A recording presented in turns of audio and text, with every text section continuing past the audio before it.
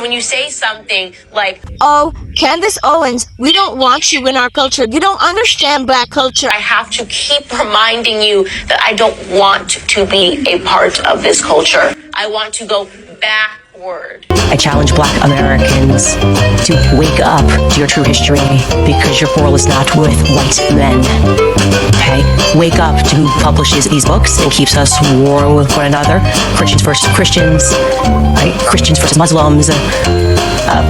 Wake up and learn the true history of slavery, because that wasn't exactly a white men's sport, okay? Jewish people were the ones that were trading us. Jewish people were in control of the slave trade.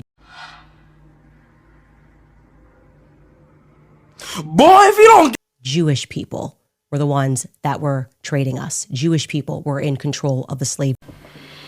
You don't want to be like this. This is disgusting. This is awful in every way. Trade. Yeah, it's rewind time. And now for a brief history of slavery. Here's the first thing you need to know. Slavery was not invented by white people. It did not start in 1619 when the first slaves came to Jamestown. It existed before then. It did not start in 1492 when Columbus discovered the New World. In fact, when the intrepid explorer landed in the Bahamas, the native Taino tribe hoped that he would help them defeat their aggressive neighbors, the Caribs. The Caribs enslaved the Taino and, on occasion, served them for dinner.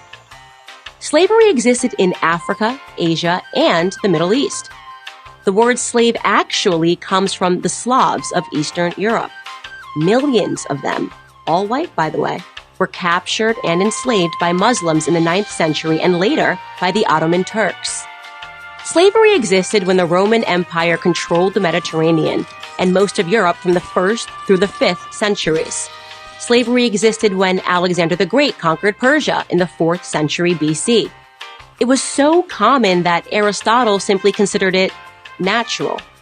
The slave master model was just how the world operated in the great philosopher's day. Slavery existed during the time of the ancient Egyptians 5,000 years ago. As far back as we can go in human history, we find slavery.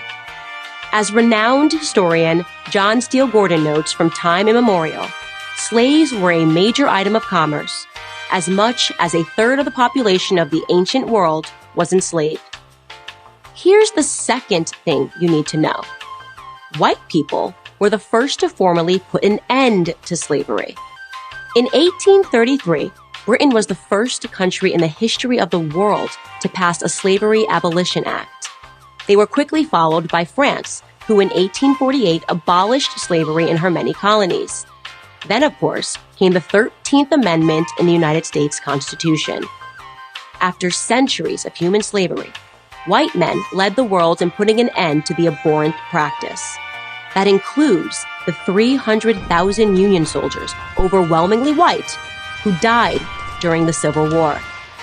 Now, am I saying that this makes white people better than anyone else? Of course not. My purpose here is to simply tell the truth, and the truth is that human history is complicated. No one, regardless of skin color, stands guiltless.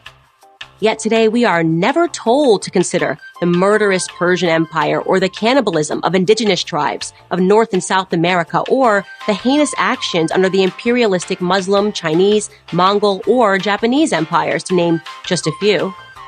Instead, we're told that slavery is a white phenomenon.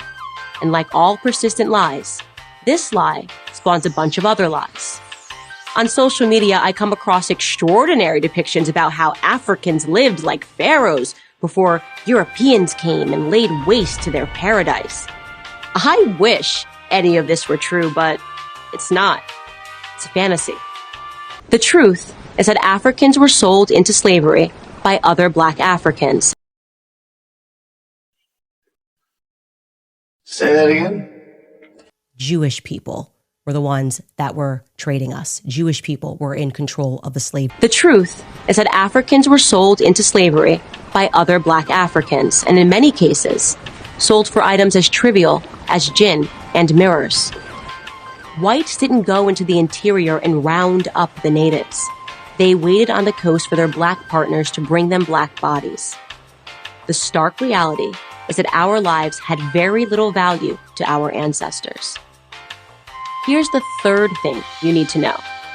If you think slavery is a relic of the past, you're wrong. There are some 700,000 slaves in Africa today, right now. That's the lowest estimate that I could find. Other sources say there are many more. For context, that's almost twice as many slaves as were ever brought to the United States. Child soldiers, human trafficking, forced labor, these are the conditions that currently exist within the same sub-Saharan region where the transatlantic slave trade originated. African bodies are being sold today like they were sold then, and no, they are not being purchased by any country of white men.